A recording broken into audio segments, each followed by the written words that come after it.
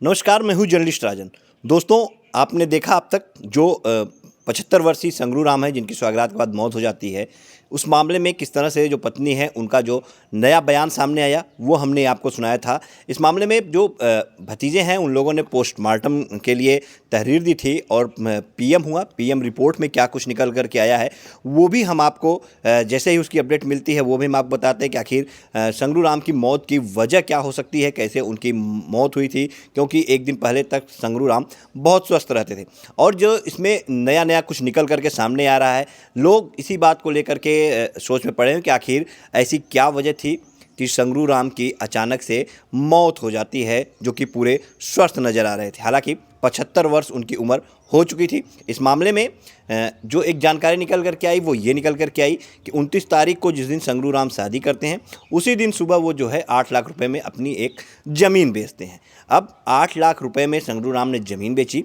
वो ज़मीन का पैसा संगरू राम को मिला था या नहीं मिला था, वो उनके खाते में है या नहीं है, ये जांच का विषय है। क्योंकि उनकी पत्नी से जब पूछा गया कि क्या आपसे कोई इसके बारे में जानकारी उन्होंने दिया था, तो उन्होंने कहा कि नहीं, रात में जब बात हुई थी तो ऐसी कोई भी बात उन्होंने नहीं बताई और ना ही कोई पैसा उन्होंने उनको रखने के लिए अपनी पत्नी को दिया था।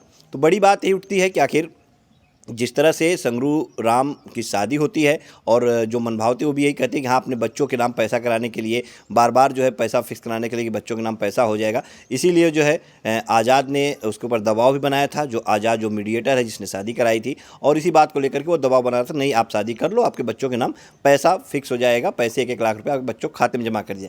तो क्या ये जो पैसा जो ज़मीन बेच कर उन्होंने पाया था वही मनभावती के बच्चों के नाम वो करने वाले थे, या कोई और पैसा उनके पास था जो वो नाम करने वाले थे? फिलहाल पैसा उन्हें मिला या नहीं मिला, मनभावती अब इसी बात को लेकर के परेशान है कि आखिर वो रहेगी कहाँ, जाएगी कहाँ, क्योंकि वो अपनी ससुराल में थी और वहाँ से फिर वो शादी करने को तैयार नहीं थी। लेकिन आज़ाद ने प्रेशर डाल करके उसकी शादी जो है वो संगरू राम से करा दी।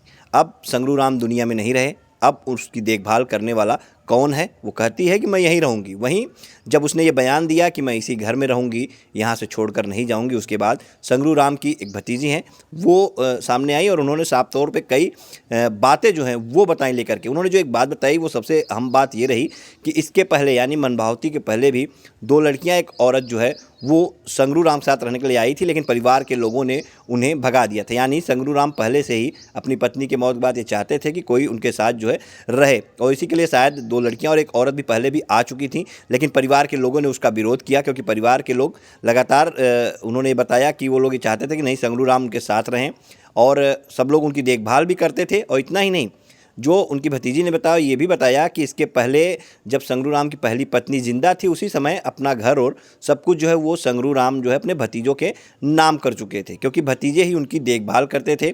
और पूरे उनके परिवार में अगर बात करें तो 5 लोग उनके परिवार हैं, तो उसमें जो लोग उनकी देखभाल करते थे उनके नाम जो है उन्होंने कर दिया था, क्योंकि संगरू राम के पास कोई भी औलाद, कोई भी बेटा नहीं था। तो ऐसे में बड़ा सवाल ये उठता है, क्या संगरू राम ने वाकई में अपना जो सब कुछ था, घर और सब कुछ, अपने भतीजों के नाम कर दिया था? क्योंकि उनकी भतीजी बताती है कि उसको लिखवाने के लिए बाकायदे जो है पैसे भी संगरू राम को भतीजों ने दिए थे। तो अब वो अगर उनके नाम हो गया था तो उस पर फिर कैसे हक बनेगा मनभावती का, यानी उनकी पत्नी का, अगर वो पहले ही उसको वो बेच चुके थे।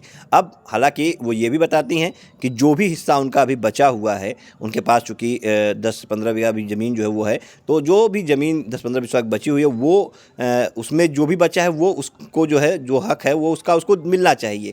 वो साफ तौर पे कहती हैं कि उनको परेशानी इस महिला से नहीं है, लेकिन इनको इस बात की पूरी पुष्टि, इस बात की पूरी जाँच पहले कर लेनी चाहिए थी कि संगरू राम के नाम आखिर क्या क्या, कितनी कितनी जायदाद है। क्योंकि शादी के बाद ये जो जब मनभावती के पति की मौत हुई रहती है उसके कर्जे को भरने के लिए भी 50,000 रुपये मनभावती जो है वो संगरू राम से लेती हैं और वो कर्जा भरती हैं।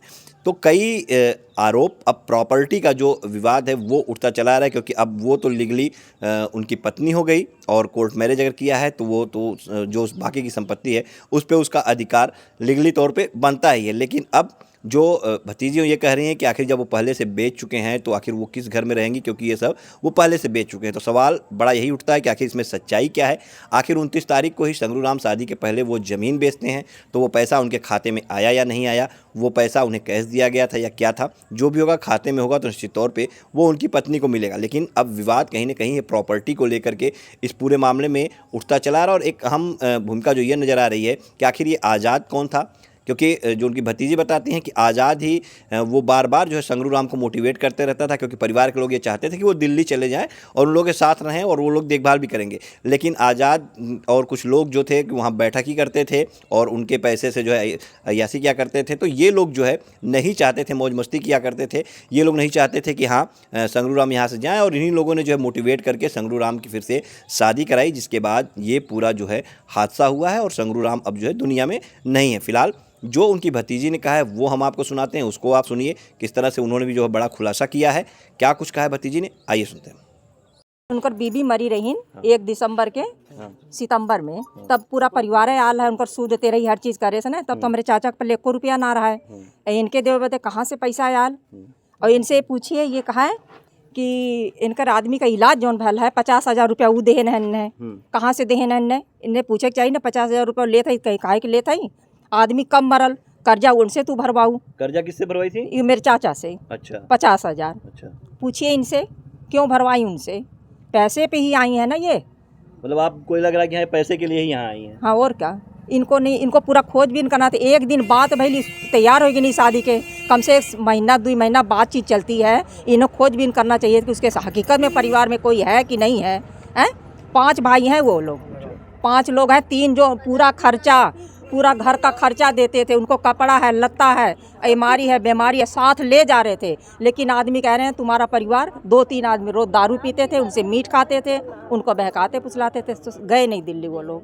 कौन थे जो ऐसा करते थे उनके साथ? अब जो आज़ाद का नाम ले रही है, एक तो वो थे, और भी कई आदमी थे। जैसे हम तो यहाँ ससुराल रहते, यहाँ रहते नहीं थे, लेकिन यहाँ की पूरी रिपोर्ट मिलती थी। ये भी आप खास उन्हीं की सगी हैं, और ये भी देखो सगी हैं। इतना बड़ा परिवार है, खाना बना के देते थे रोज़, उनको 2 रोटी की ज़रूरत थी ना, तो क्यों नहीं खाए, क्यों किसी के भर में पड़े। ये आई बीच में केहू लड़की आए, 2 लड़की एक बार आई थी, एक औरत आई थी, तब परिवार ही भगाए हैं। घर से खाना बना के देते थे, घर लेके जाते थे, उनकी दवा उठा बैठा के हर चीज़ करते थे, कुत्ता काटा ले जाना यहाँ वहाँ करते थे। तो फिर आज़ाद ही क्यों तैयार हुए उनकी शादी कराने के लिए? आज़ाद का फ़ायदा नहीं है, और सब कराते थे, सबको भगाते गए पूरा परिवार। यहाँ 5 पटीदार हैं ना, 7 पटीदार हैं, 7 पूरा इनको देते थे। अच्छा। तो ये क्यों आई? 2 ही दिन के पहचान में ये चली आई, इनकी गलती नहीं है। डबल उम्र मामला आपको संदिग्ध लग रहा है? हाँ, डबल उम्र के नहीं, मर गए वो, उनकी कोई बात नहीं, उम्र हो गई थी। लेकिन इनका जो समस्या है, जो कह रही है मैं यहीं रहूंगी, तो ये ज़मीन आज से 6 साल पहले ये लिख दिए हैं, मकान तक लिख दिए हैं, तो ये रहेंगी कहाँ पे? अच्छा, पहले लिख चुके हैं? हाँ, 6 साल पहले अपने ही भतीजे को, 3 भतीजों को लिख चुके हैं। उनकी बीवी जिंदा थी तभी। अच्छा। भाई उन्होंने कहा इनको दे दो, जब सब चीज़ वो देख रहे हैं, ये है घर में उनका बीमारी है, ले जाना, शादी ब्याह यहीं से करते थे, प्रदेश से आके ये भी वहाँ पे जाते थे। फिर आजाद किस जमीन को दिखाकर, किस पैसे को दिखाकर इनसे शादी करवाई है? आज़ाद यही सारे जमीन कह रहे हैं उनके नाम है। अच्छा। आज़ाद की गलती है ना इसमें, क्यों इस औरत को, इसकी हम कोई गलती नहीं दे रहे हैं। इनकी इतनी गलती, इन्होंने खोज भी नहीं किया, इन्हें पूछना, इन्होंने जांच नहीं की। हाँ, इनको 1 दिन 2 दिन किसी से जब उसने गया इनके हाथ, इनको पूछना भाई तुम्हारा मेरी पहचान क्या है, और मेरे चाचा की इनके यहाँ क्या पहचान थी, जो कह रही उनके जरिए, आज़ाद कह रहा उनके जरिए मैं वहाँ पहुँचा। तो बताइए वो बुढ़ा आदमी कैसे इनके यहाँ पहुँचा? अच्छा, शादी से पहले क्या चर्चा कभी करते? कुछ दिन पहले कोई जमीन वगैरह भी बेचे थे वो? हाँ बेचे थे। हाँ, बेचे थे, वो अपने सगे भाई के लड़के को बेचे हैं। अच्छा। उनमें तो कोई मैटर नहीं है ना, अपने सगे भाई के लड़के को दिए हैं। जानकारी थी आपको? हाँ। कह रही है कि पहले भतीजों के नाम कर दिया था, हाँ। फिर उन्होंने ये जल्दी में कैसे जमीन बेच दी? जल्दी में जमीन ना, इनके वो मांग हुई थी ना। नहीं, कुछ जमीन बची थी क्या? उनके अभी बहुत, उनके अभी जमीन है 10-15 बिस्सा है। अच्छा, आप लोग ये लगता है कि इनकी जमीन हड़पने के लिए, इनकी जमीन लेने के लिए इस तरह से साजिश रची गई है? नहीं, शादी चाहे जो भी हो, मुझे इसे नहीं कोई मतलब है, लेकिन ये है जो ये कह रही है मैं यहीं रहूंगी, उस बात पे कह रही हूँ, जिसके नाम लिखे वो रहने देंगे ही नहीं। आज तो वही दोनों हाजिर हुए हैं, रहने देंगे इनको, फिर ये कहाँ जाएंगी? अच्छा, जो मृतक है उनके नाम अभी कोई जमीन इस तरह से नहीं है? नहीं। क्या नाम है आपका? हीरामणि। क्या लगती हैं आप उनकी? मैं उनकी बड़े भाई की बेटी हूँ। अच्छा। और इस शादी में देखो ना इनको खबर, ना उनको खबर, ना हमें खबर, सिर्फ बाहरी आदमी आज़ाद जानते थे, जो उनके संग 3-4 लोग हैं उन्हीं को खबर, छुपे तौर से ये काम हुआ है। तो बताइए इसमें क्या है कि किसकी गलती, आज़ाद की है कि किसी दूसरे की है? उनका क्या फायदा है? मामले की जांच हो, हाँ निष्पक्ष जांच हो। हाँ, जैसे भतीजे तो छोड़ेंगे नहीं, ये उन्होंने 1.5-2 लाख रुपया लिखाने में लगाए हैं, बड़ा आया नहीं है, उसकी तबीयत डाउन है। तो बताइए आप क्या, इनको क्या है? इसको कुछ नहीं दोष दे रहे भाई, इनको जो हक है उसको दे दो, हम नहीं कुछ कह रहे हैं। जो कहे हैं उनके खाते में होगा तो वो देंगे, भतीजे तो नहीं देंगे ना हमारे, उनका अधिकार नहीं है ना। वो कराए होते तो भाई इसके वो होते। अब ये लड़की लड़के का वो कह रही, इतना बड़ा लड़का वारिस इनका खड़ा होता, वहाँ ससुराल में रही होती तो कमाने लायक 2-4 साल में नहीं होता, तो इनकी गलती नहीं है। बताइए, एक बच्चा लेके औरत रह सकती है, इनके पास तो इतनी बड़ी बड़ी लड़कियां, इतना बड़ा बच्चा, 3 बच्चे लेके तुम नहीं रह सकती हैं? ससुराल वाले अब तुम्हें कैसे रखेंगे? तुम ससुराल वाले से, सास ससुर देवर से, इनका देवर जा रहा था कल हम जब आए, इन्होंने मुंह ढक लिया कि मेरा देवर मुझे देख ना ले। बताइए इनकी गलती नहीं है इसमें? सुनील का करे तो कहते रहने खबर क्यों ना। अच्छा, शादी के बाद इनका देवर हाँ, कल जब ये सब यहाँ रो रहे थे, मट्टी पड़ी थी, तो इनका दीवार सड़क धर के इन्होंने मुंह ढक लिया, कह रहे मेरा देवर देख लेगा, वो मेरा देवर, खुद हम लोगों से बताई, इनकी गलती नहीं है। सबसे छिपा कर शादी की क्या है? ये सबसे छिपा के किस लिए करें? इनकी बहन इसमें राजदार है, अपनी बहन को जिसको फ़ोन करती हैं, उनकी बहन का तुम यहाँ से जाना नहीं, जाएंगी नहीं, कैसे नहीं जाएंगी बताइए आप लोग। अच्छा, हाँ, इनकी गलती नहीं है, इनका भी गुनाह है ना। इतनी डबल उम्र की शादी की, आज ही ले जा रहा है, कल को कुछ हो जाएगा तो नाम तो तुम्हारे लिखे नहीं थे।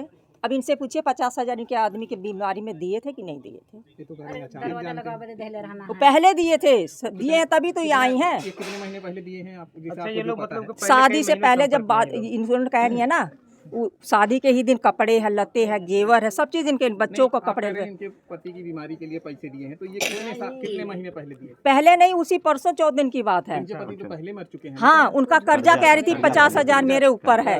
हाँ, ये कही, ये बोली हैं। तो बताइए, इनमें इनकी गलती नहीं है, पर तुम पति का कर्जा भरवा रही हो किस लालच? बस आप इन्हीं से पूछिए ना।